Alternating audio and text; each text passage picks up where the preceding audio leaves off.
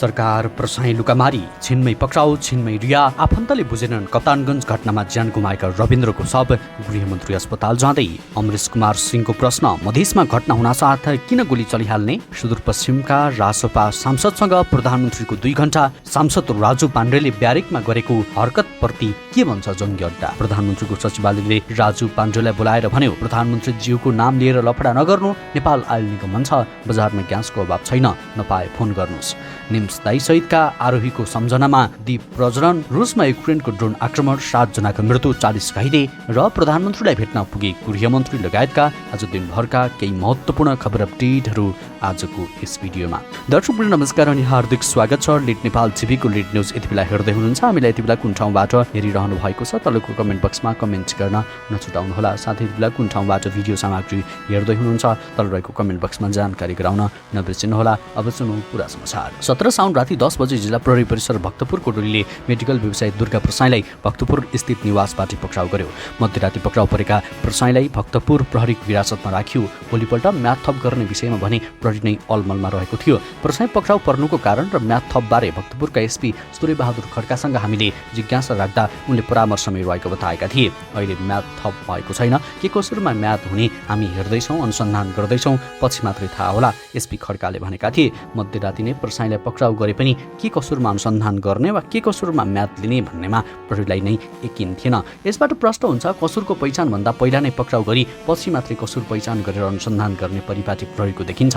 अन्ततः प्रहरीले प्रसाई विरुद्ध साइबर अपराधको कसुरमा म्याद थप गर्न अदालत उपस्थित गराएको थियो। सरकारी वकिल कार्यालय मार्फत अदालत उपस्थित गराएका प्रसाईलाई पछिल्लो पटक 7 दिनको म्याद थपको माग गरिएको थियो।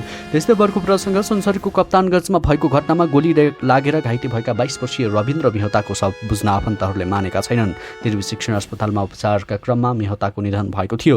अहिले अस्पतालमा मेहताका आफन्तले धरना दिएका छन्। उनीहरूले गृहमन्त्री सुदन गुरुङ आफै आएर आफूहरूको माग सम्बोधन गर्नुपर्ने माग राखेका छन्। गृहमन्त्री निकट स्रोतका अनुसार गुरुङ केही बेरमा त्रिवी शिक्षण अस्पताल जाने कुरा चल्दै थियो। आफूहरूको माग पुरा नभई शव नउठाउने अडान उनीहरूले लिएपछि गृहमन्त्री गुरुङ गएका हुन्। स्रोतका अनुसार गृहमन्त्री दिउँसो 1 बजे नै हिन्दू र मुस्लिम समुदायका अगुवाहरूसँग छलफलमा थिए। उक्त छलफल सकिएपछि त्रिवी शिक्षण अस्पतालमा पुगेको हामीलाई खबर प्राप्त भएको छ। त्यस्तै अर्को प्रसङ्ग, रासपा सांसद अमरेश कुमार सिंहले मधेसमा कुनै घटनासाथ किन गोली चलाउने गरेको भन्दै राज्यसँग प्रश्न गरेका छन्। मङ्गलबार प्रतिनिधि सभामा बोल्दै उनले राज्यले प्रहरीलाई बन्दुकको गोलीमा भन्दा पनि लाठी र असुर ग्यासमा लगानी किन नगरेको भन्दै प्रश्न गरेका हुन्। मेरो प्रश्न राज्यसँग छ, मधेसमा जहिले पनि केही समुदायको आन्दोलन हुँदा गोली मात्रै किन चल्छ, लाठी किन चल्दैन, टियर ग्यास किन चल्दैन? उनले भनेका छन्। प्रहरीलाई कसैले ढुङ्गा हान्यो भने उसले गोली हान्छ, किनभने उसलाई टियर ग्यास र लाठी दिइएको छैन। साथै उनले मधेसलाई पछि पार्ने, गरिब बनाउने र गोली चलाइहाल्ने प्रवृत्तिको अन्त्य हुनुपर्ने पनि बताएका थिए। यता प्रधानमन्त्री बालेन्द्र शाहले मङ्गलबार सुदूरपश्चिम प्रदेशका राष्ट्रिय स्वतन्त्र पार्टी रासपाका 8 जना प्रतिनिधि सभाका सदस्यहरूसँग करिब 2 घण्टा लामो छलफल गरेका छन्। प्रधानमन्त्री तथा मन्त्री परिषदको कार्यालय सिंहदरबारमा भएको छलफलमा समसामयिक राजनैतिक विकास आयोजना, जनजीविकाका समस्या तथा सरकारको सेवा प्रवाहबारे विस्तृत रूपमा संवाद भएको थियो। प्रधानमन्त्रीले सांसदहरूलाई आफ्नो निर्वाचन क्षेत्रको हालको अवस्था, जनताले उठाएका मुख्य समस्या, विकास आयोजनाको प्रगति तथा सरकारले सुधार गर्नुपर्ने पक्षबारे जानकारी दिन आग्रह गरेका थिए। उनले स्थानीय तहदेखि स्थानीय स्तरसम्मका समस्याबारे प्रत्यक्ष जानकारी लिएर समाधानका उपाय खोज्न सरकार प्रतिबद्ध रहेको बताएका थिए। सबभन्दा पहिले कञ्चनपुर निर्वाचन क्षेत्र नम्बर 3 का प्रतिनिधि सभा सदस्य ज्ञानेन्द्र सिंह महताले आफ्नो निर्वाचन क्षेत्रमा देखिएका प्रमुख समस्या तथा विकासका प्राथमिकताबारे प्रधानमन्त्रीलाई जानकारी गराएका थिए। करिब 17 दिन निर्वाचन क्षेत्रमा बसेर जनभेटघाट, समस्या सुनवाई तथा सरकारवालासँग छलफल गरी काठमाडौँ फर्किएका महताले प्रधानमन्त्री समक्ष 7 प्रमुख विषय उठाएका थिए। ती विषयमा विद्युतीय स्कुटर दर्ता समस्या, छाडा चौपाया व्यवस्थापन, रासायनिक मलको अभाव, महाकाली पुल आयोजना तथा महाकाली करिडोर निर्माण, शुक्लाबाट राष्ट्रिय निकुञ्जबाट विस्थापित नागरिक, भूमिहीन, दलित, सुकुम्बासी तथा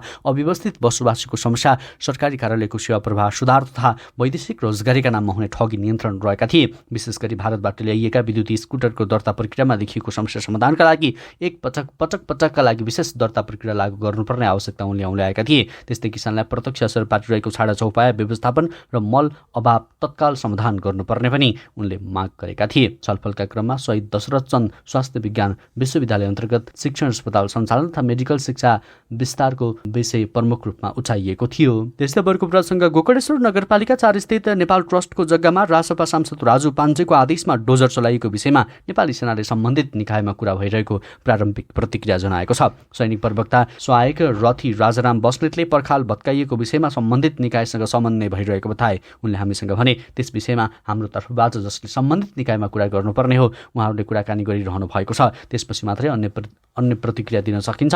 सैनिक अधिकारीको अनुरोध स्वीकार अस्वीकार गर्दै पाण्डेले हिजो त्यहाँ सेनाको संरक्षणमा रहेको उक्त क्षेत्रको पर्खाल डोजरले भत्काउन लगाएका थिए।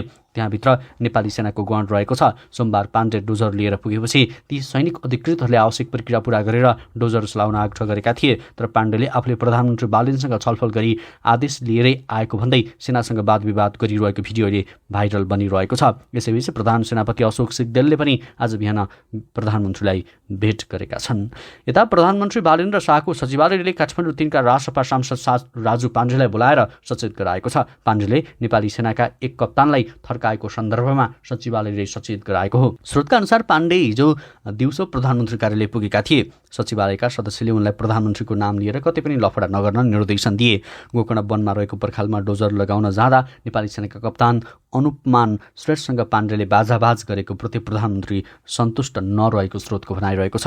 प्रधानमन्त्रीको सचिवालयकै निर्देशन बमोजिम पाण्डेले स्पष्टीकरण वक्तव्य जारी गरेको स्रोतले बतायो। आफ्नो स्पष्टीकरणमा पाण्डेले सेनासितकै समन्वयमै पर्खालमा डोजर चलाएको दावी गरेका छन्। त्यस्तै अर्को प्रसङ्ग नेपाल आयल निगमले बजारमा ग्यासको नियमित आपूर्ति भइरहेको र कुनै पनि किसिमको अभाव नरहेको बताएको छ।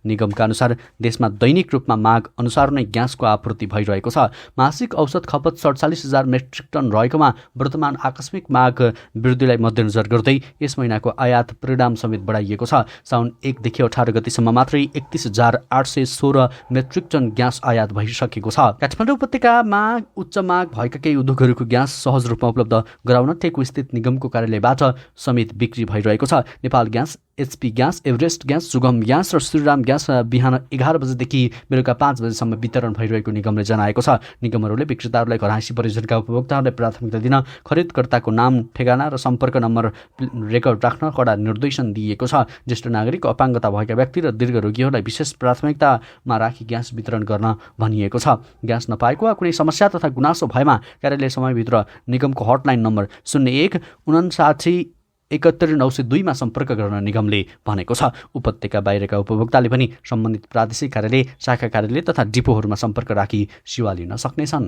यता पाकिस्तान स्थित त्यस्तै अर्को प्रसङ्ग पाकिस्तान स्थित 8,047 मिटर अग्लो ब्रडपिग हिमाल आरोहणका क्रममा हिमपैह्रोमा परेर ज्यान गुमाएका विश्वकृति मानी नेपाली पर्वतारोही निर्मल पूर्जा निम्सदाई सहित दिवंगत सम्पूर्ण आरोहीप्रति श्रद्धाञ्जली अर्पण गर्दै काठमाडौँको माइती घरमा दीप प्रज्वलन गरिएको छ। पर्वतारोहण क्षेत्रसँग सम्बन्धित व्यक्तित्व, शुभेच्छुक तथा सर्वसाधारणको सहभागितामा आयोजित कार्यक्रममा दिवंगत आरोहीको सम्झनामा मौन धारण गर्दै दीप प्रज्वलन गरिएको हो। सहभागीहरूले उनीहरूको साहस, समर्पण र पर्वतारोहण क्षेत्रमा पुर्याएको योगदानको स्मरण गरेका थिए। विश्वका 14वटै 8,000 मिटरभन्दा अग्ला हिमाल अत्यन्तै छोटो समयमै आरोहण गरेर विश्वकृति मानी कायम गरेका निर्मल पूर्जाको निधनले नेपाली पर्वतारोहण क्षेत्रलाई अपूरणीय क्षति पुगेको सहभागीहरूले बताएका छन्। केही दिनअघि पाकिस्तानको ब्रोडपिक क्षेत्रमा आएको हिमपैह्रोमा पूर्जासहित अन्य आरोहीहरू बेपत्ता भएका थिए। खोज तथा उद्धार प्रयासपछि उनीहरूको निधन भएको पुष्टि भएपछि देशभर शोक वक्तव्य गरिएको छ। त्यस्तै अर्को प्रसङ्ग दक्षिणी रुसको एक व्यस्त समुद्री किनारमा युक्रेनी ड्रोन खस्दा 3 जना बालबालिका सहित कम्तीमा 8 जनाको मृत्यु भएको छ। घटनामा अन्य 40 जना घाइते भएका छन्।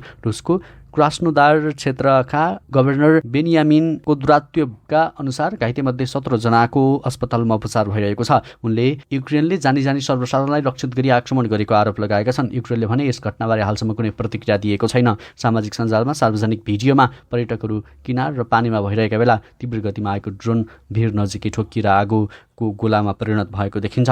काला सागर नजिकैको आख्रिपो आसिपोम्भा गाउँ नजिकै रहेको उक्त स्थान रुसी पर्यटकहरूका लागि लोकप्रिय गन्तव्य मानिन्छ।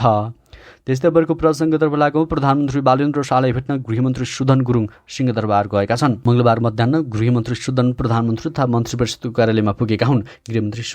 गृहमन्त्री गुरुङ तराई मधेसमा तनाव उत्पन्न भएपछि त्यहाँ गएर साउन 17 गते काठमाडौँ फर्किएका थिए। सुनसरीको दिवानगञ्ज गाउँपालिकाको कप्तानगञ्जमा 2 समुदायबीच सुरु भएको तनाव मधेस प्रदेशको जिल्लामा पनि फैलिएको थियो। त्यहाँ पुगेर गृहमन्त्रीले पीडित परिवारसँग सहमति, सरकारवाला सङ्घ संस्थाहरूसँग छलफल गर्दै समस्या समाधानमा पहल गरेका थिए। उनले घटनाबारे ब्रिफिङ गर्ने र पीडित परिवारहरूसँग गरेको सहमति कार्यान्वयनको विषयमा प्रधानमन्त्रीलाई ब्रिफिङ गर्न गृह मन्त्रालय एकजना उच्च अधिकृतले जानकारी गराएका छन्। सुनसरी र सिरामा भएको झडपमा परेर अहिलेसम्म 4 जनाको मृत्यु भएको छ। मृत्यु हुनेमा देवानगञ्ज गाउँपालिका घर भएका 30 वर्षीय ओम प्रकाश मेहता, 20 वर्षीय जयप्रकाश मेहता, 22 वर्षीय रविन्द्र मेहता र सिराको औरही गाउँपालिका 2 घर भएका 18 वर्षीय गणेश यादव रहेका छन्।